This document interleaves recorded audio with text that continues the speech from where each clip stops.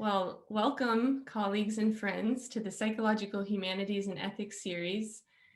We hope to think more humanly and practice more ethically as we face the other. I'm Katie Goodman, and I'll be your host tonight with our very special guest, Dr. Mark Freeman. Thank you for joining us today, Mark. Mark Freeman is a distinguished professor of ethics and society in the Department of Psychology at the College of the Holy Cross. His prolific writings include Rewriting the Self, History, Memory, Narrative, The Priority of the Other, Thinking and Living Beyond the Self, and most recently, Do I Look at You with Love, Reimagining the Story of Dementia. Additionally, winner of the 2010 Theodore Sarbin Award in the Society for Theoretical and Philosophical Psychology, Freeman serves as editor for the Oxford University Press series, Explorations in Narrative Psychology. In this Psychological Humanities and Ethics lecture, Mark Freeman will elaborate on the psychological experiences of dementia from both philosophical and personal viewpoints, as well as fundamental ethical questions of the human condition. In this combination of reading and presentation, Mark will read passages from his new book, Do I Look at You with Love? Reimagining the Story of Dementia, and draw upon his relationship with his mother during the dozen years of her dementia as a vehicle for exploring some fundamental ethical questions and concerns that emerged from his experience. As Mark writes, these years were difficult in many ways for her and for me. At the same time, they were also marked by intimacy, intensity, and at times a beauty that was unprecedented in our lives. By sharing some important aspects of our time together, along with some of the scholarly work that inspired me, I hope to shed new light on both the challenges and opportunities inherent in situations like our own, and some salient but under-recognized features of the human condition. All right, so we are going to invite Mark to speak in just a few moments, but let's begin with some pictures to invite everyone into the space.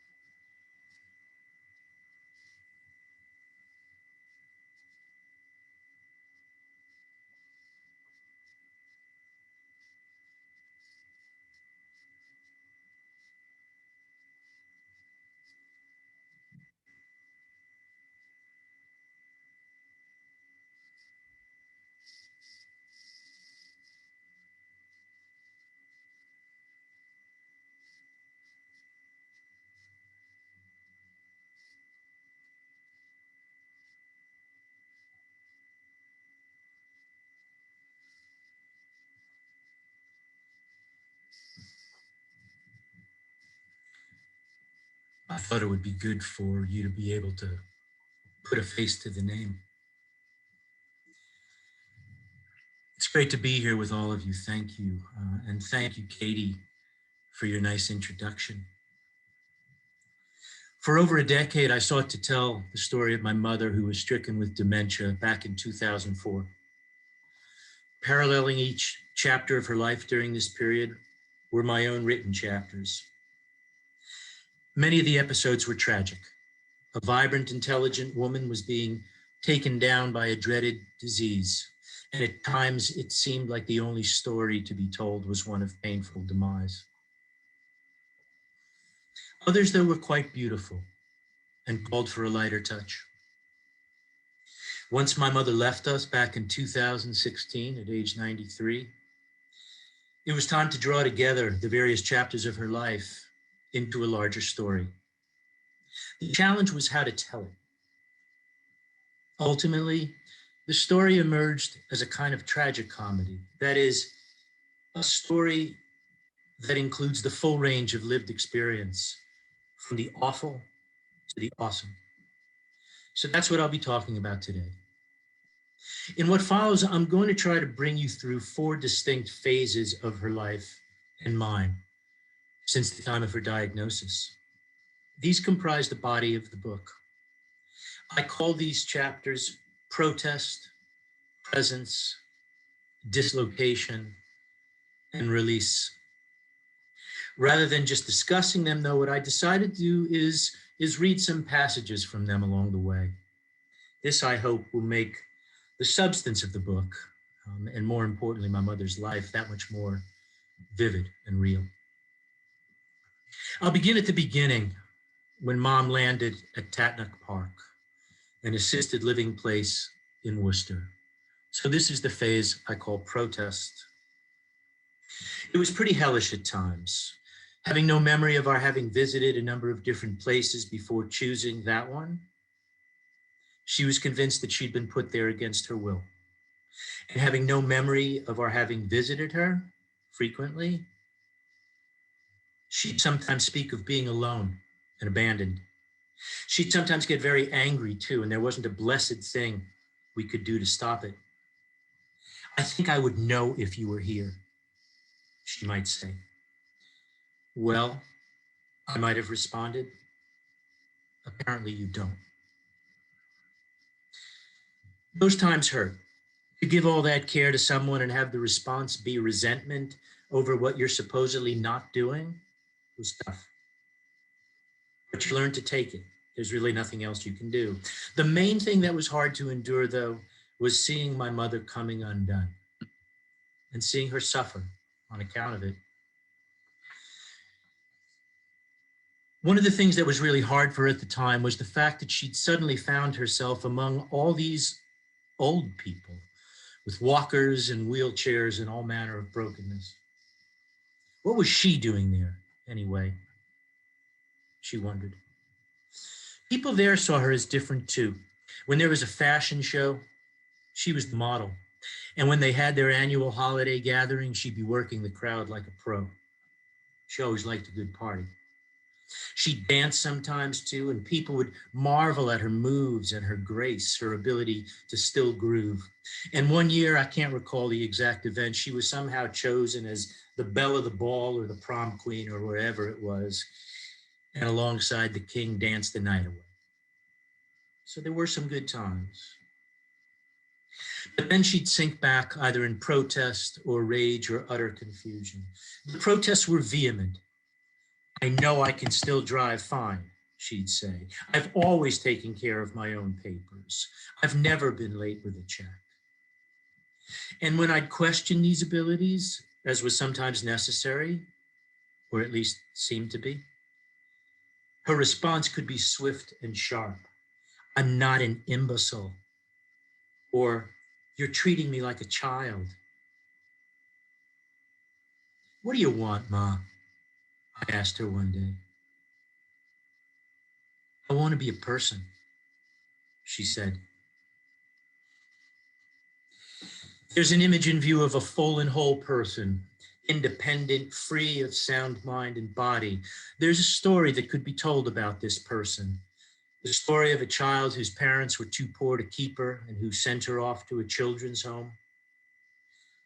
It's the story of a teenager a bit shy but the smartest in the class, of a young woman competent and hardworking, going it alone while her husband was away in India during the war, of a middle-aged woman prematurely widowed who after years of being a homemaker had to go out into the work world again, where she excelled, rising to the position of office manager, in charge of lots of people and able to make the whole thing run smoothly and efficiently. This story still seemed to be with my mother. On one level, the continued presence of this story was surely a good thing, but it was also the source of much of her frustration and sorrow. At this stage, then, there was a severe disjunction between what my mother was and what she was in the process of becoming, namely a once able but no longer person. And she knew it. It was as if everything was crashing down. All the things that defined her in her own eyes were coming undone. She was coming undone, and she felt it acutely. And what made the process even more confusing and painful was that she really didn't know why. If only she could have let it go, I wrote, given herself over to her situation and simply lived her life unhampered by all the cultural scripts and narratives that permeated her life. But this is precisely what she could not do. She was in too deep. Given her situation, in fact, it seemed like there was only one thing that could make this wish come true: the very dissolution of her own autobiographical identity, her own autobiographical self, which of course would only happen if and when her dementia had run its destructive course. A disturbing wish, that one. Presence. Sure enough, I began to see this happening, and it took the form of a correlation. The more her ego was on the line, her competence and her self-sufficiency, the more painful things would be. And the more her ego was quieted, listening to music, going out for a nice drive, going out for a good meal, the more at home in the world she'd be. It was around this time that I realized that as her dementia got worse, she herself would likely be less tortured by her life. And maybe with the continued loss of self, I'd also wondered, maybe she'd even be able to experience a kind of carefree oneness, an unself-conscious immersion into the world. This is what I would eventually call dementia's tragic promise. Here's a passage from the book that speaks to this. It was one of those fall days in New England that demanded your attention. Mom and I decided to take a drive up a country road toward Mount Wachusett, which offers vistas of the lush valley below, the mountains of New Hampshire to the north, and on a crystal clear day like that one, the Boston skyline. I tuned the car stereo to a local classical station, and up we went, climbing the road to the mountain, music playing, the sky blue, the leaves beginning to turn, shaking loose, skittering across the road. She was transfixed. Beautiful, she said. It must be peak now. Such a pretty road. Beautiful, beautiful day. What a day. Spectacular day for a ride like this. What a spectacular, beautiful day. It wasn't actually peak yet, but no matter. For her, it was close enough. Each statement she made, even if exactly the same as the one uttered the minute before, was brand new. And for a moment or two, and I assure you, only for a moment or two, I envied her. That day, I really couldn't be there with the world like she was. I kept moving in and out between the welter of colors and this or that issue that had to be thought about between the incredible vistas and my mother's fate. But that day, for a few hours, she was happy, or something like it. I can't pretend to know exactly where she was, but wherever it was, it did seem to bring her a kind of oneness, an immersion in the world, untouched by all the chattering stuff inside our heads that keeps us from being present to things. Whether wittingly or not, my mother had given herself over to the world at these moments, such that it could appear and reappear in all of its bounty and freshness and goodness. She was truly awestruck, and rather than taking pause and reflecting on the spectacle before her, she became awestruck once more, taken aback by what the world could be, by what the world is, if we could attend enough to truly encounter it. As I went on to acknowledge, some of the repetition I witnessed that day was merely a function of the fact that she couldn't remember what she had said moments before. But it wasn't only that. There was a kind of redoubling at work too, an intensification, an underscoring of what she was seeing and feeling and being. This suggests that things can be revealed, even in the dreaded and dreadful depths of dementia, that are vitally significant and supremely real. What a gift it was to be with her at moments like these. Unprecedented and unparalleled. How strange and tragic and beautiful. So during this too brief phase, this is how it was. Really wondrous at times. Dementia's tragic promise in the form of a kind of ecstatic presence. Dislocation. Whatever envy I might have had during the phase I just described to you was cast aside later that year. The promise, like the leaves I wrote, would begin to fade. Later that fall, my mother was often agitated and even went on several rampages, as they were described by staff.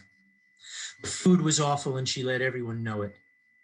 She yelled at people for who knows what infraction, loudly and venomously enough that one of her very few friends, an older Jewish man whose wife was dying, who would kibitz with her in the language colorfully sprinkled with the Yiddish they both knew and loved.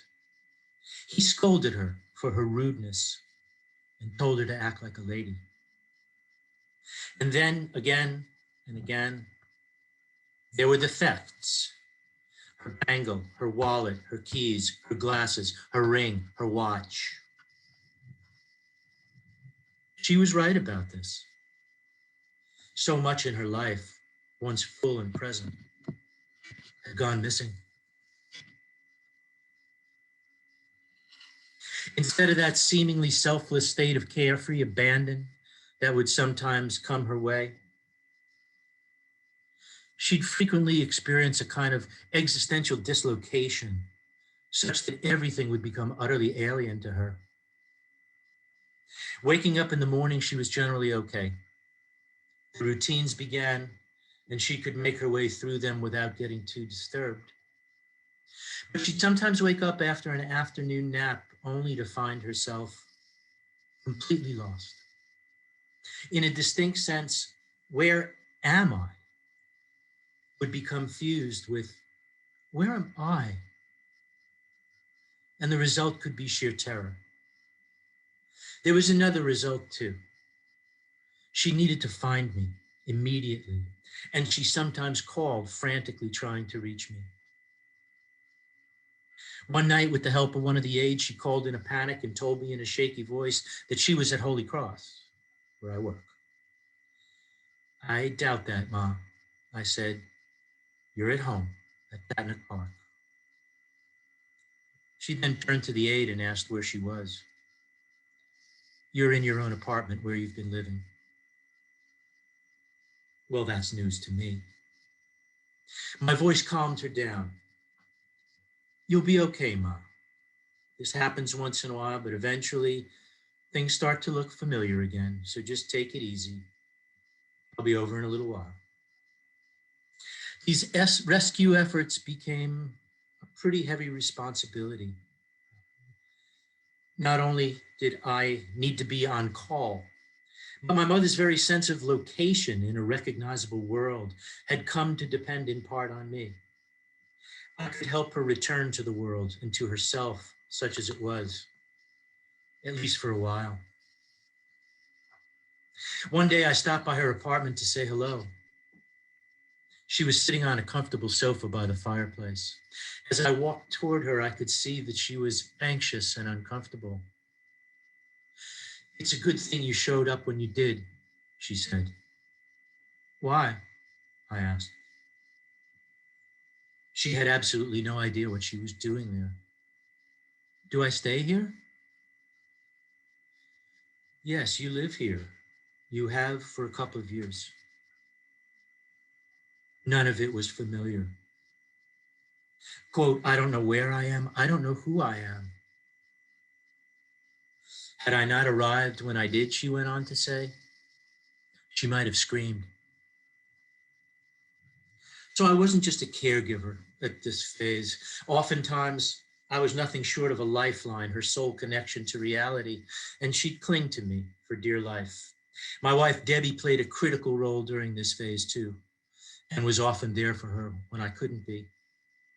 Leaving to go home or back to work had always been difficult, but it was extra tough during this phase. On a good day, I'm sure it didn't matter much. Out of sight, out of mind. But I have no doubt that on other days, Mom would feel abandoned and alone again, without any touchstones, any real connections to the world. I shudder to think about it, even now. Sometimes it was downright terrifying. Other times it led to shame. She would speak of being brainless, mindless, like a child. So during this phase, then, my mother's identity had largely become a negative one, tied to what she no longer was. There was no longer the kind of protest that there had been earlier. There was confusion and lamentation and mourning over what had clearly and irrevocably been lost. Release. As I had predicted in the first piece I wrote, where I had addressed dementia's tragic promise, things would in fact eventually change for the better, at least subjectively. Mom eventually moved to the Jewish Healthcare Center in Worcester, where she lived for about 6 years. And owing to the progression of her disease, she moved beyond the kind of panic and confusion I just described. Seen from the outside, her situation was bleak. In addition to dementia, she had chronic obstructive pulmonary disease. She was in a wheelchair. Her paper-thin skin was all mottled and black and blue. And she was virtually blind.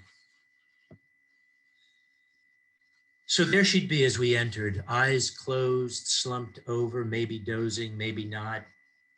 Hard to tell. I'd walk over and play with her hair a little without saying a word, at which point she might perk up.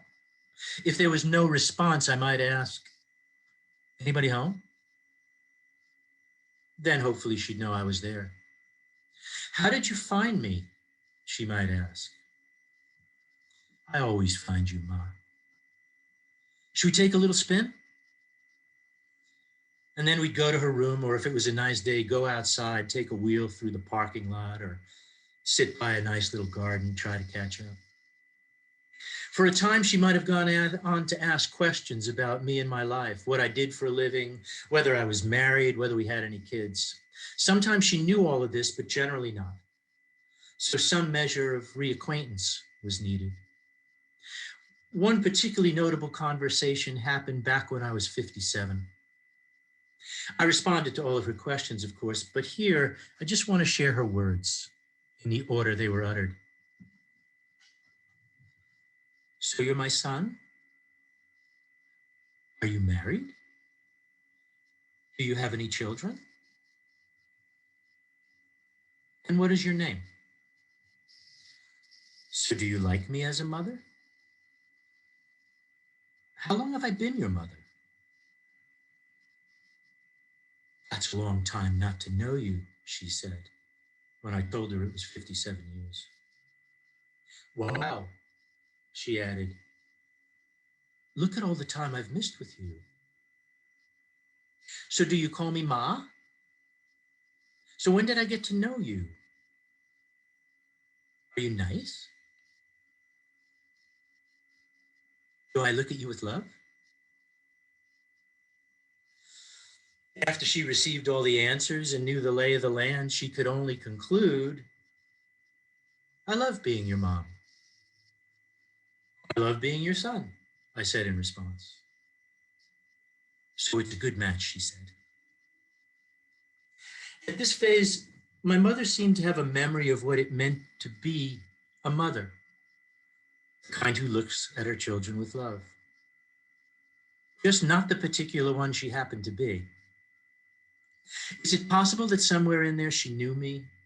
Is it possible that her words, I love being your mom, were more than simply a logical conclusion? I'd like to think so, but I really don't know. And that's okay. There was another time when I told her about a talk I was about to give. After saying something about the importance of our stories, I said, it's also about the importance of other people in our lives, about how important you are to me, to my life. And I like to think how important I am to you. Definitely, she said. Sometimes people think of the self apart from others, I continued. But a self apart from others, I hesitated a bit, so she completed the sentence, has no existence. She might have said is no existence, I'm not sure. But those were her words, no lie. Classic psychology in the other fare. Other times were kind of funny. Where do you live? She asked me one day. Right here in Worcester, I said. What do you do? I'm a professor over at Holy Cross. You must know my son, Mark Freeman. Do you know why I'm here? I asked another time. No. I'm here to see you because you're my mother. Oh, baloney. Wasn't quite sure what to do with that one. There could be lighter versions of this too. I'm not your mother, am I? Yeah, you are. Oh, for goodness sake. Oh, for goodness sake. So do you love me? She asked after one of these startling revelations. Of course I love you, I said. Do you love me? I must, she said. Great. Inferential love. Inferential love. As I said near the end of the eulogy I gave for her, and I quote, I don't want to paint too rosy a picture. There were still difficult times, and eventually she'd lose much of her vitality. Music could still get to her once in a while, but less and less. And even food, even gooey chocolate would lose its appeal. A few bites, and she'd be done. No more. That's when we knew we were in a new phase. There wasn't a whole lot we could do with her in her final days. Often it was hard to know if she was even awake. She'd just sit in her wheelchair, rocking her head up and down, sometimes making a strange noise or spewing out what sounded like nonsense words. She could still hold our hands. She even grabbed them tight sometimes and brought them to her lips. But then she'd loosen her grip and fade away one more time. I wouldn't call those times good, but nor were they bad. They were just times. All I could do, all any of us could do was just take them in, be there with her, be present. That's what I found myself doing the day the rabbi called me to let me know she'd taken a turn for the worse. In fact, I found myself coming up with a curious term for what I was doing, or at least what I was trying to do. that day. I was trying to memorize her. Would that it were possible. I concluded the eulogy with these words. Difficult though these years have been, Mom's life was a gift. She helped us stop and attend and love in ways we wouldn't have had she remained healthy. For this, we are immensely grateful. I'd like to think she got something out of it too. Small moments became large and very precious. And even if she couldn't quite remember them, my sense, or at least my hope, is that they took somehow.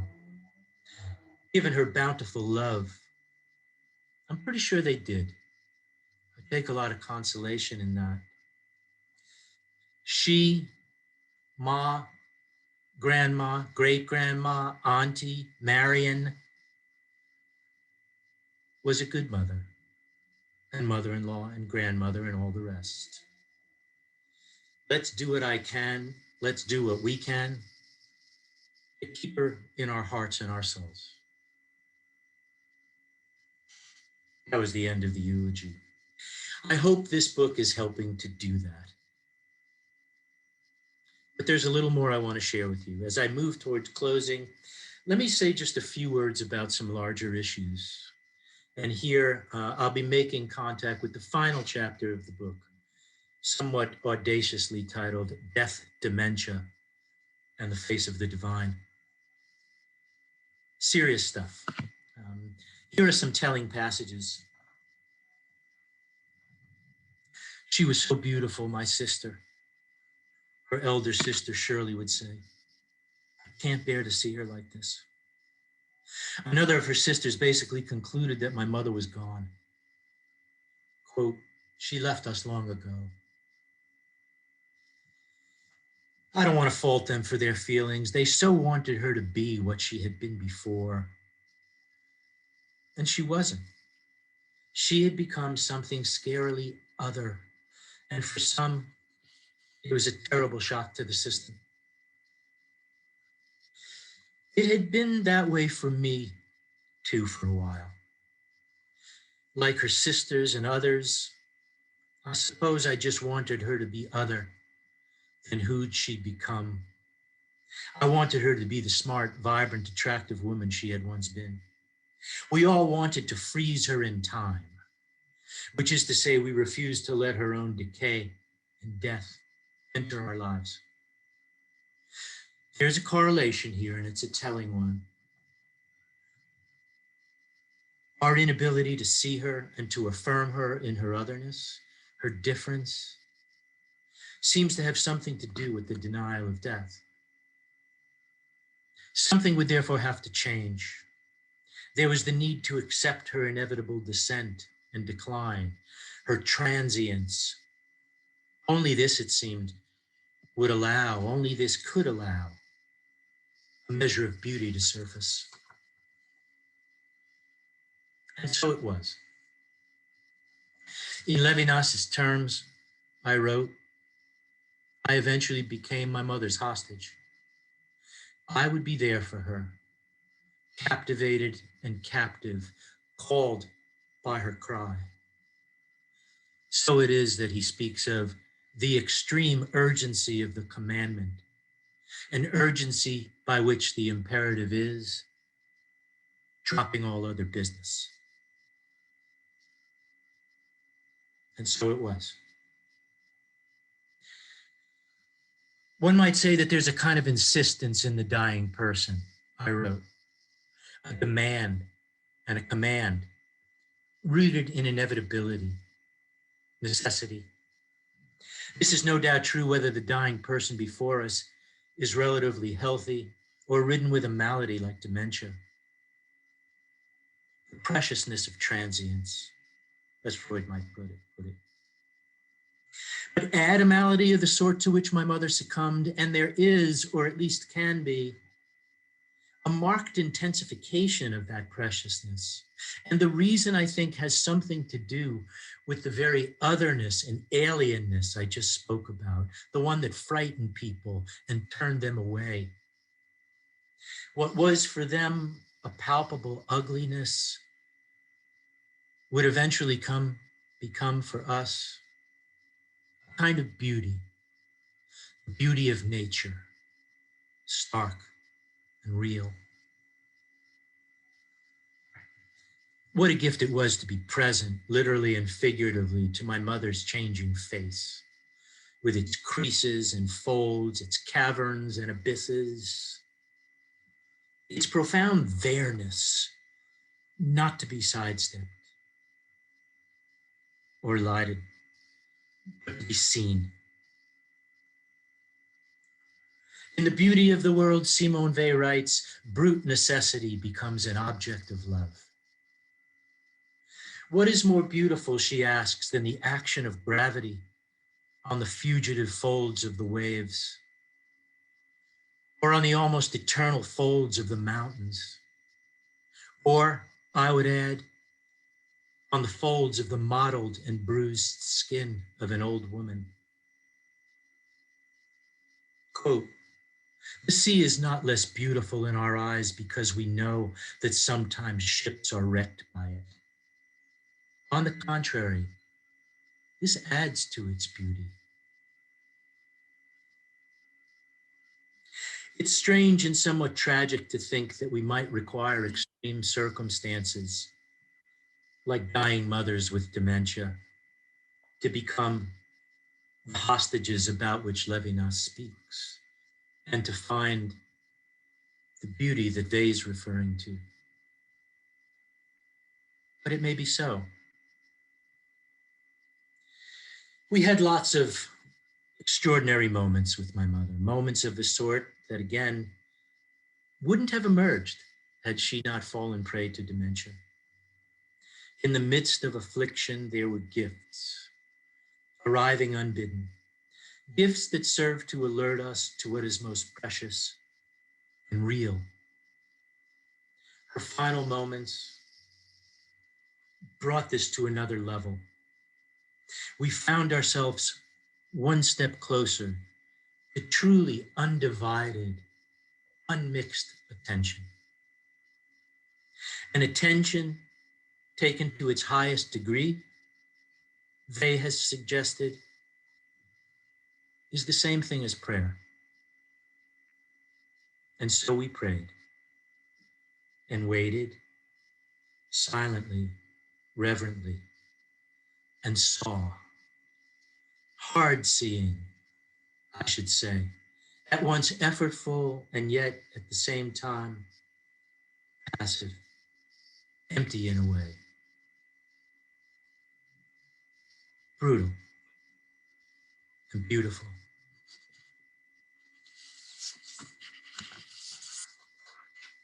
Thank you. Thank you, Mark.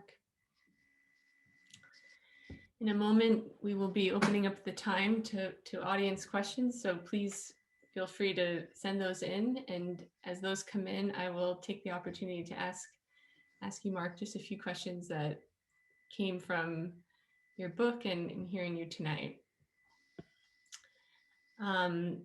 So you write about the ways, and you talked about it a bit tonight, about the ways in which, even if not at first, you became your mother's hostage, in Levinas's terms, captivated and captive.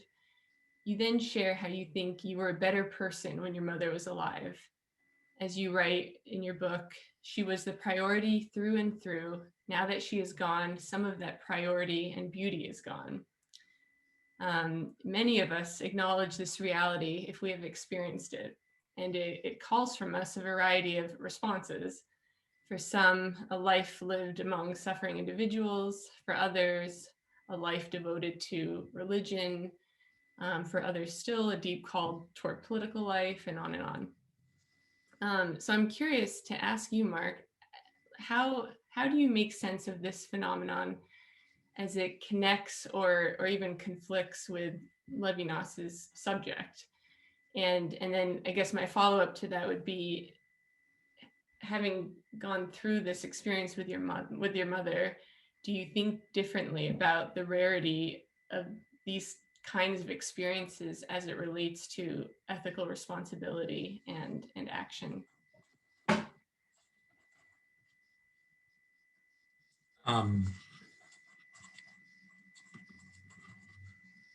There's a lot to that question, Katie. I know. Thank you for it. Yeah. Thank you for it. Yeah, why did I say I had been a better person? Well, in some ways going to see my mother, which I did, I don't know, maybe 3 or 4 times a week, it became a practice. It became a discipline of a sort. And I really did have to be fully present. And I had to be fully present because that's what she insisted upon. Of course, not in any verbal way, but her very presence. And here Levinas's language really is apt. Her very presence demanded it, to use a word I know David likes also. I was, the demanded self, one could say. And, during that period of time, it was as if I had a regular pause amidst all of the noise and chaos and internal chattering that comprises much of our life, and was able to give myself over to her. And that came to feel very, very important. And after she died, of course, I missed her and I mourned her loss. But I also missed that giving oneself over to the priority of the other. And so, after that, I mean, it's not like I stopped completely being a hostage, so to speak. I mean, I am still a hostage to, my wife and our kids and my grandson and so on, but not in the kind of regular, as I say, kind of practiced way. Mm-hmm. And there's a word that you used when you asked the question that I think is an important one. And that word is devotion. There's a very real sense in which those 3 or 4 times a week trips became a kind of devotional practice. And I say that not because I'm an especially devout person religiously, but because there was a kind of sacredness to those encounters. Now, in terms of the rarity that you asked about in the latter part of the question, I guess I have 2 responses. My first response is to say, whether it's a rarity or not depends as much on us as it does on the circumstances at hand, right? I don't mean to subjectivize that, but the fact is we can be more alert to the world and more attentive to the world and more nourished by it than we often are. And so I don't know that an experience like the one that we had or that I had can be duplicated, right? It's its own thing. But what I would say is that it's allowed me to be somewhat more vigilant and attentive. So even if it's something as simple as walking our yappy little dog in the morning, there's a part of me that's annoyed because I have to get up and do it. But once I get outside, if it's a nice day, we're out in an open field, nice little furry dog walking.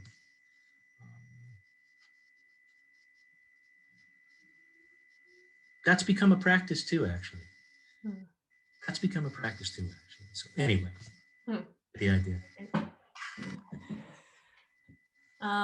So I'm just looking at time. I want to ask you all my questions, but I'm going to give the audience some space. So we have a question that came in. I'll read it to you right now, Mark. So how has this experience with your mother influenced your view of identity and the role of stories in forming identity. What is our identity when our stories are gone? Yeah, that's a great question. I mean, truthfully, that's a good portion of the book is about exactly that. Um, I had been a student of memory and narrative and identity for 30 years or so before this happened. And so, you know, here I essentially come across a kind of living laboratory, as it were.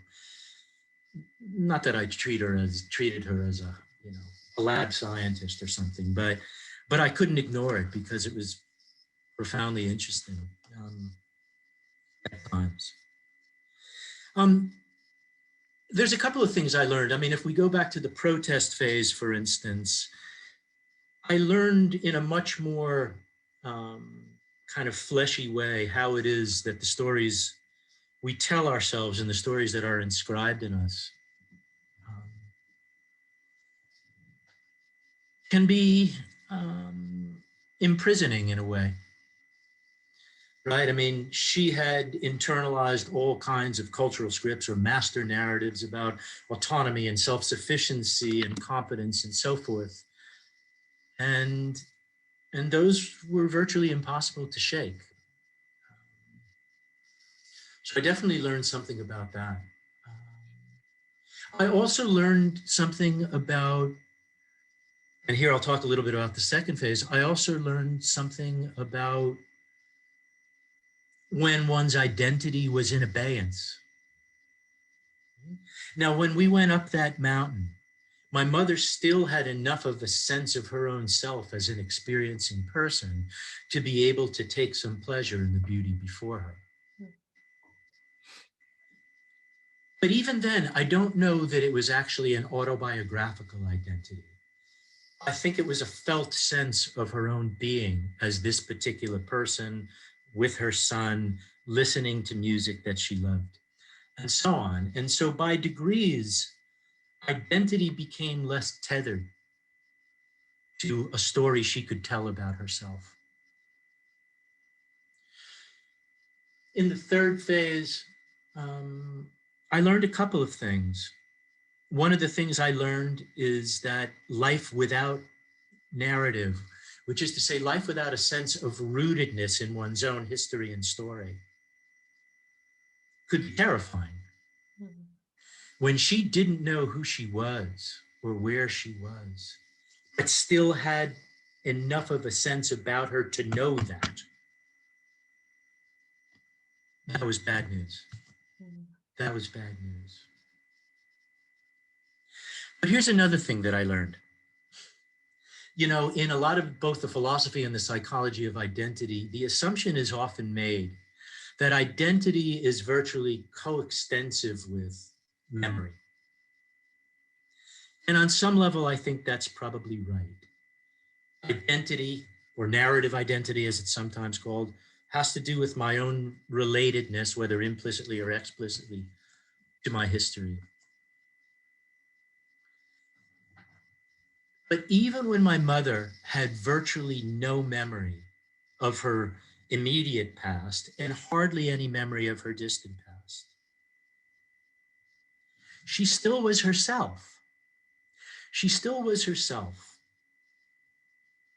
in terms of how she moved through the world, in terms of her wit, in terms of some of her interests and passions and so on. I don't know whether to call that identity, because I do think identity, in the way it's usually taken, requires an I in dialogue with a me. And in the latter couple of phases, I think that she had moved beyond that. And yet, she remained. Level. So, you know, there's much more to say about all this, obviously, but you'll have to check out the book for that. Well, I want to ask you a question based on what you just said, Mark. Yeah. Yeah, the she that is left.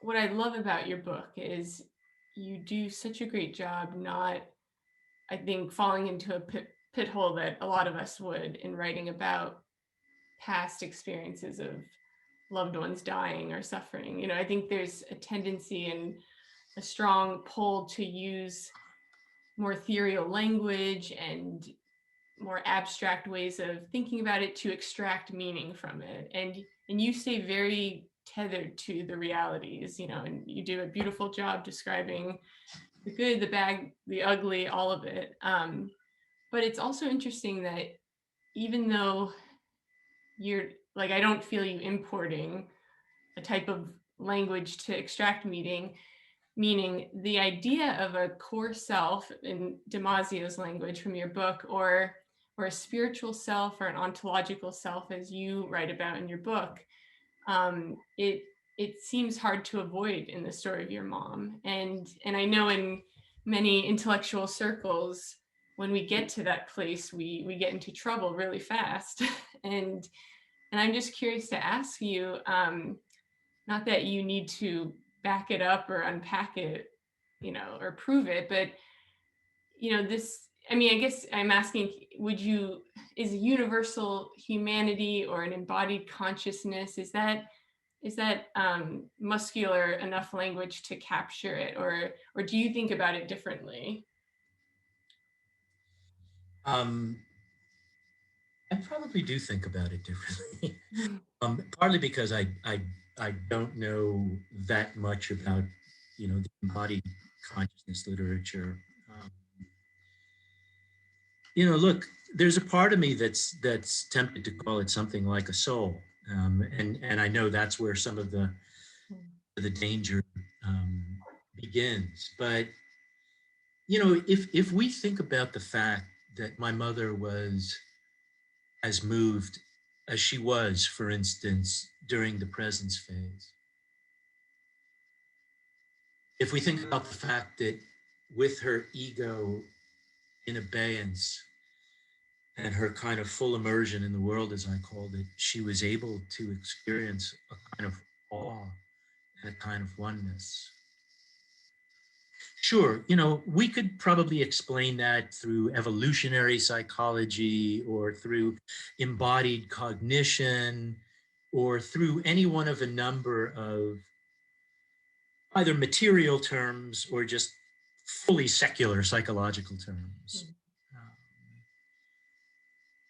But her experiences, as well as some of the ones that we had, entailed, and you know, I mean, this is a term I'm attracted to, they entailed a kind of transcendence. Entailed an intimation of belonging or home or just oneness, that felt supremely real. And in fact, we sometimes would gather the conviction that what we were experiencing was more real than the ordinary experience of reality that we carry on through the day. I mean, it felt like, to you, I will use a theological word here. Yeah. There were times when it felt like revelation. Mm-hmm. Or if you want to make it more, you know, philosophical, unconcealing, disclosure, right? The world coming forward, saturated phenomena, right? Mm-hmm. So yeah, I mean, those aren't the kind of claims I would want to be definitive about. I can't possibly be. But when I use words like, you know, spiritual or divine, those words are not a function of some kind of a priority faith commitment that I made. Mm-hmm. Mm-hmm. Those are terms that for me grew and grow organically out of the fabric of experience. Mm-hmm. Mm-hmm. And I think that much of our language for thinking about experience is belied by the experience we actually have. And that if we could be more cognizant of it and attentive to it, we would be that much more likely to recognize, you know, I'll put it in philosophical terms, the transcendent within the immanent. Mm-hmm. So, you know, the potentiality within the ordinary, whatever you want to call it. Yeah, yeah. That's great. I think we are nearing the end of our lecture tonight, and this was just so wonderful, Mark. Thank you for being here. I just want to take a quick moment to thank the entire village that makes these events run so smoothly. So just want to thank the Psychological Humanities and Ethics at Boston College. I'd like to thank our team from those in the professional and continuing education department at the School of Education and Human Development, including Lillian and Mo in the background tonight. Thank you. And our many collaborators across Boston College. And of course, thank you, Dr. Mark Freeman, for inviting us to think a little deeper tonight about the brutal and beautiful dimensions of dementia. And in our last minutes, Mark, is there any final insight you'd like the crowd to grapple with? Or if there were, you know, what would you want that to be? Insight.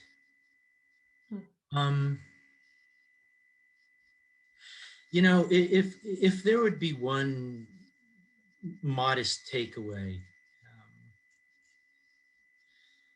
it would be the importance of encountering what we often take to be scary, fearful, potentially awful phenomena like dementia and death. And difficult though it may be, to see them as part of life, right? You know, there would be people who would come to us, to Debbie and me, and say, oh, you know, it must be so hard, or what a burden, or, you know, they basically elevated us as caregiver heroes. And our honest feeling when they came to us in that way was to say, this is just life. Mm-hmm. This is just life. And yeah, sure, it's not what it was. And you don't want to sugarcoat it, right? I mean, you don't want to, you know, over beautify it. But once we could kind of move beyond some of the stock images of what it means to grow old or what it means to have dementia, and we could be with it, it made the whole thing that much more significant and potentially valuable. I guess that's what I'd leave you with. Great. So, yeah. Let me say a couple things just in closing. First, it's just great to be in dialogue with you, Katie. I mean, it's fun. You know, if I'm interviewed, when it feels like an interrogation, I kind of clam up. But this felt like a conversation, so I really do thank you for that. It was wonderful. And I also want to thank Mookie and David and everybody else who made this possible. You know, the whole psychology and the other institute and conference has been amazing for the likes of me. And now that we have something called Psychological Humanities and it's fused with ethics, it's even more amazing. You know, as you know, in some ways, this is the kind of thing that I feel like I've been working toward for years and years. And to think that there is a home for some of it, and a warm and welcoming home, is pretty remarkable. And so thank you to all of the people who've helped to make this a home. And good night, I guess. Yeah, good night. Thank you, everyone, and have a great evening.